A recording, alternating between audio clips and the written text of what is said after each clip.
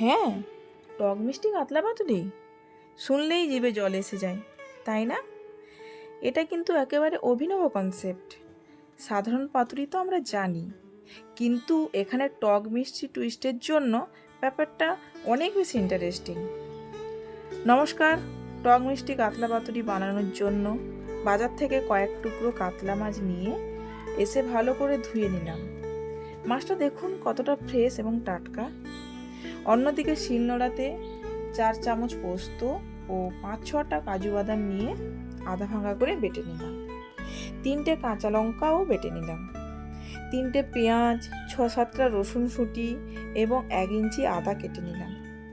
এখন একের পর এক শিলনোড়াতে বেটে তুলে রাখলাম। এবার একটি পাত্রে 4 টুকরো মাছ, 1 বাটি টক দই, কাঁচা লঙ্কা বাটা, কাজু পোস্ত বাটা, পেঁয়াজ আদা রসুন বাটা, কয়েকটা কাজু কিশমিশ, হলুদ গুঁড়ো, লঙ্কা গুঁড়ো, স্বাদ মতো নুন, 2টো কাঁচা লঙ্কা চেরা, চিনি ও গরম মশলা নিয়ে নিয়েছি।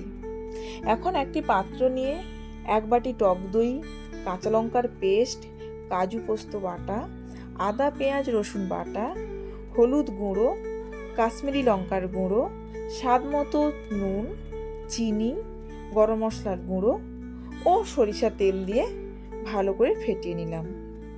এরপর মাছগুলো দিয়ে আধা ঘন্টা ম্যারিনেট করে রাখলাম। আধা ঘন্টা পর 4টি কলা পাতা ভালো করে ধুয়ে নিলাম। গ্যাস ওভেন অন করে একটি ননস্টিক প্যান বসিয়ে 1 চামচ তেল দিলাম।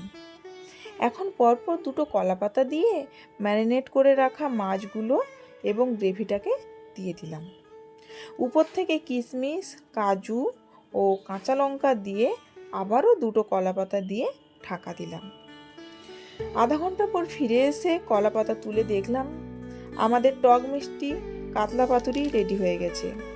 দেখুন গ্রেভিটার মধ্যে কি সুন্দর তেল ছেড়ে গেছে।